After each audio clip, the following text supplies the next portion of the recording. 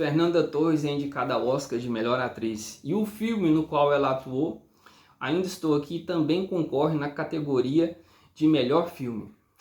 E o que isso tem a ver com literatura? Muito, porque afinal de contas a história do filme é baseada no livro de mesmo nome, Ainda Estou Aqui, do brasileiro Marcelo Rubens Paiva. Depois que a Fernanda ganhou prêmio de melhor atriz no Globo de Ouro, e principalmente agora que foi indicada ao Oscar, que é o prêmio de maior relevo, as vendas desse livro aqui dispararam. E eu tô aqui para dizer para você se compensa ou não essa leitura. Vamos à análise. O livro ele é escrito por um dos filhos do Rubens Paiva. Para quem não sabe, foi preso durante a ditadura militar nos idos de 1971. E de cara você pode se perguntar, que graça tem eu ler uma história que eu já sei o que acontece? Aqui para mim ficou muito claro que não importa do que se trata uma história, desde que o que faz ela ficar boa desde que ela seja bem contada. E é o que acontece nesse livro aqui. Eu já conhecia o Marcelo Rubens Paiva de outro livro que eu também recomendo a você, Feliz Ano Velho. Ele vai também falar de sua vida. Ele teve um acidente muito sério, no qual ele se tornou paraplégico, isso depois do pai ter sido morto pelo regime, e ele fez disso literatura, e uma boa literatura. Vamos à história. Contexto.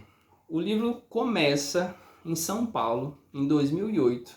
O Marcelo já está com sua família, já tem um filho pequeno, e a Eunice está ali próxima a ele. Ela já tem uma doença grave, e ele está fazendo algumas reflexões e vão levar ela para uma audiência na qual vão interditá-la, porque ela tem Alzheimer, né? Como se não bastasse o que aconteceu com o Rubens Paiva, ela também teve essa batalha a ser enfrentada, né? Que é justamente do Alzheimer, da perda de memória. E eu creio que não por acaso, já entrando na história, ela é de uma narrativa não linear. A gente começa em 2008, depois volta para 1962, depois salta ao tempo novamente, vem para 2014, depois volta. Então, assim, essa inconstância na linha do tempo me parece querer emular um pouco a própria mente da Eunice, que estava já falhando, né? Porque, como sabemos, o Alzheimer ele afeta a nossa memória.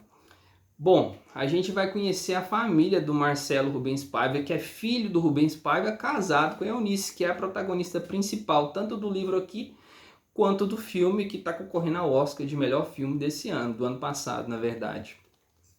A família era uma família grande. O Rubens era casado com a Eunice e tinham 5 filhos, entre os quais o Marcelo Rubens Paiva. Ele era engenheiro civil pelo Mackenzie, ela era dona de casa, formada em letras. Quando dos fatos que vão desencadear toda a narrativa aqui, que é a prisão do Rubens Paiva, ele já tinha sido deputado federal, tinha sido cassado logo no início da ditadura militar, em 1964. E ele tinha voltado a exercer as suas funções, seu trabalho de engenheiro. Por que ele foi preso, né, no dia 20 de janeiro de 1971? Ao que tudo indica, depois de muito se apurar, depois de muito tempo, parece ter ficado claro que o elemento principal é que o Rubens Paiva, primeiro, importante dizer, ele era inclusive contra a luta armada naquela época, mas ele fazia meio que a comunicação entre os exilados, que estavam em outros países, e seus familiares. Ele levava cartas, era basicamente por isso, né? Então é curioso e triste que uma pessoa que não estava ali diretamente ligada à luta armada acaba sendo presa nesse dia 20 de janeiro. Inclusive, a gente descobre, que eu não sabia desses detalhes, dessas minúcias, a Eunice também foi presa, junto com sua filha mais velha à época, com 15 anos de idade. O pessoal chegou na casa deles, os militares chegaram na casa deles, levaram Rubens, depois levaram a Eunice, sua filha mais velha, deixaram as crianças ali. A mais velha, que ficou na casa naquele momento, tinha 13 anos de idade, e trancaram a porta. E assim começa a avalanche de situações vividas por essa família. Bom, a gente vai perceber que vai se destacar a postura da Eunice como uma figura imponente, uma figura em que pese aquelas inúmeras situações dificílimas e dolorosas, sem saber o paradeiro de seu marido, ela segue adiante em busca de respostas. Um momento, para mim, é um pouco simbólico, quando ela foi presa, foi liberta, não tinha notícia do marido e já estava dando entrevista e procurando informação e fazer uma articulação política em prol disso. Quando vão fotografar a família, era um momento, uma situação inclusive recorrente. Como se tratava do desaparecimento, talvez possível morte de uma pessoa, os fotógrafos dos jornais que iam entrevistá-los imaginavam que a foto, boa composição da foto seria de uma família com semblante abatido. Mas a gente percebe o seguinte: por anos os fotógrafos nos queriam tristes nas fotos. Tivemos nossa guerra fria contra o peguismo da imprensa. Com o tempo, aprendemos a selecionar qual órgão evitar e como nos portar. Éramos a família vítima da ditadura, apesar de preferirmos a legenda, uma das muitas famílias vítimas das ditaduras. Não faríamos o papelão de sairmos tristes nas fotos. Nosso inimigo não iria nos derrubar. Família Rubens Paiva não chora na frente das câmeras. Não faz cara de coitada, não se faz de vítima e não é revanchista. Trocou o comando, continua em pé e na luta. A família Rubens Paiva não é a vítima da ditadura, o país que é. O crime foi contra a humanidade, não contra Rubens Paiva. Precisamos estar saudáveis, bronzeados para a contraofensiva. Angústia, lágrimas, ódio, apenas entre quatro paredes. Foi a minha mãe quem ditou o tom, ela quem nos ensinou. E aqui vai destacar justamente a figura e a postura da Eunice, que é quem a Fernanda Torres interpretou no filme de mesmo nome, que agora pode ser inclusive premiado na categoria de melhor filme.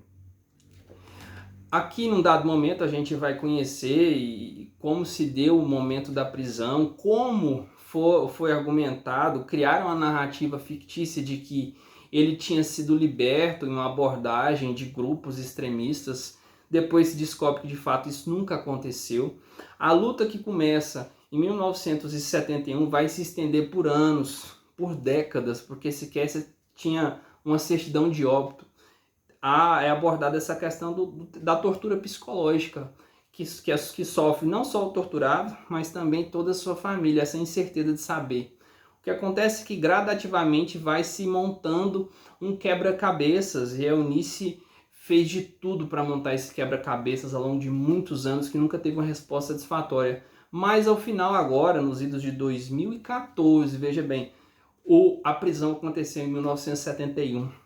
Só em 2014 que, digamos assim, com exceção dos restos mortais do Rubem Paiva, o restante do quebra-cabeças foi minimamente montado. Então, assim, são décadas de luta.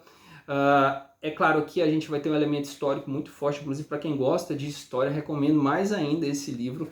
E eu queria dizer que não é só entre aspas, não é só o componente histórico que se destaca aqui, mas também a abordagem histórica a partir da vida daquela família. E a Eunice, como se não bastasse, criou seus filhos, depois se tornou advogada e depois foi militar na causa indígena, né? Tem esse elemento interessante que às vezes a gente não tem conhecimento, chegou a defender grandes causas que têm repercussões até no dia de hoje.